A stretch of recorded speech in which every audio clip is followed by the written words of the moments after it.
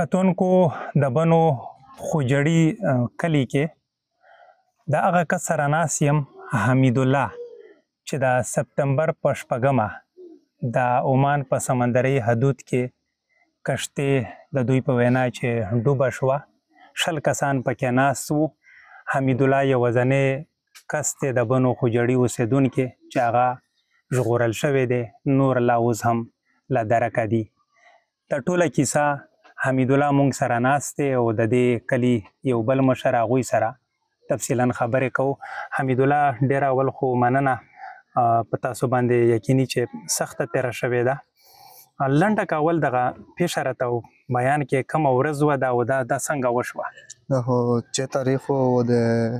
پېشکان نه مې راسره ووتلې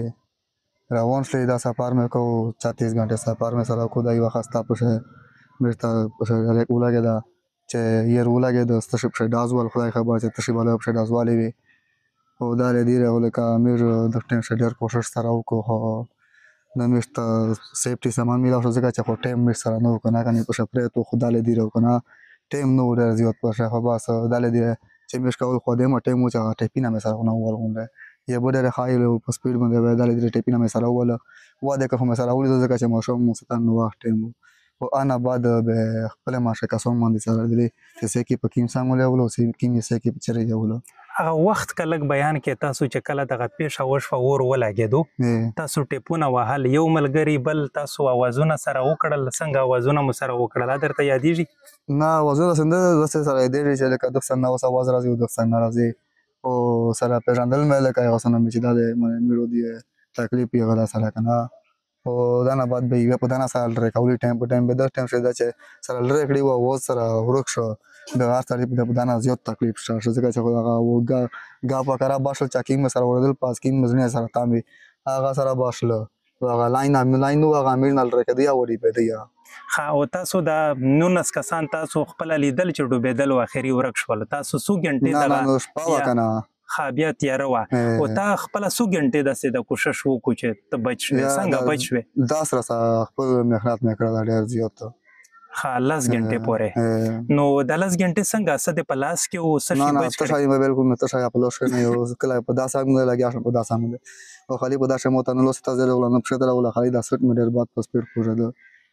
دغه د وجې کله په سټ پښې لګیا شم په سټ لمبې لمبې ولا کله په څانګ ولا کله په یو څانګ اړېږه بدلېږه کله بیا سیا پښه وکړم پښه سوکا کا چې کله مې سیا باس کېږه بیا روزه 10-15 سیکنډه موته ارامه چې پښه میلاو شو بیا نه بعد بیا واده کوم وکیل کوو. ښه او دا چې کله بچ شوې دا چا بچ کړی؟ دا د څوک رالل؟ انډیا و د عمان د دغه سیمې چې یو جوز و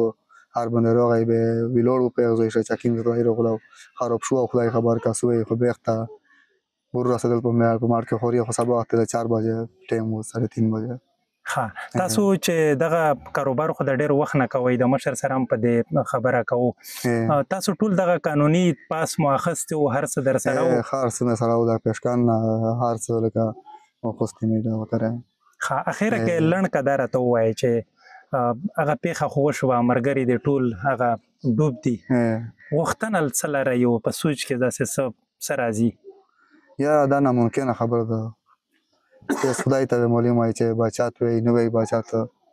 ځکه چې خو آمنے سامنے مثلا ونویل چې سیک مړ دی سیک جام دی که زه تاسو ته وایم چې دی مړ دی و دی جام دی پیدا شي ځکه چې خدای پاک په لور شدي کنه به خلک چې ته خو ویل چې مړ دی او که زه ته وایم چې نه جام دی و دی وړي پیدا نه شي ته چې پاره مو ته ویل چې جام دی د کومه سیفټي چې کم جیکټ وي تاسو بچ کوي کاغه تاسو اچولي وي ټول به بچ وي خو هغه ته تاسو نو ورسېدئ ته مشته ټایم نو 10 سکند او 12 سکند ټایم وزره چې بیا نور اور ولګوي ډېر په هاي لیول سپیډ باندې. کتونکو د دې کلي د مشر چې کوم دی خوباز خان وایي چې 15 کاله د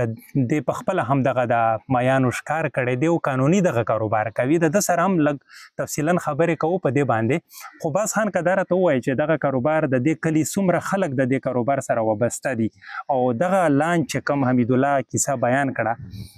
په دې کې نور څوک وو؟ جناب اول خو 700-800 کسان د میش د دغه علاقې خلک دا مزدرا کوي هغې نه بعد چې کوم دا کپتان چې کوم دا مورر و چې کوم په دغه لانچ کپتان و ښه چې رقم ډوب شوی دی بالکل 16 کسان میش د خپل خاندانې او 2 کسان میش سره دغه د باندې د ایریې نه ردی او 2 کسان پنجابیان دي 20 کسان دي او داسې کا ان لیګل نه دا لانچ او نه تشوي د لاین نو مال منصوري دا او نو ملک نوم یې ګل دا میش د ورر سره بقاعده د پېشکان نه او پیسي باندې په کاغذات باندې په اجازهات باندې وتله ده او میش ته ترکین وطن ویل شي میش سره دا دوکته چې یاره میش خپل مزدرار کوي او د دریوب نه ارګټي او په دغه پاکستان شي خوري او میش ته ترکین وطن ویل شي میش د انکوایري وشي بقاعده د لانچ کاغذات شته د بقاعده د لانچ ریکارډ شته د میش ریکارډ شته کوله نه 35 سال مو د کاروبار کړه ده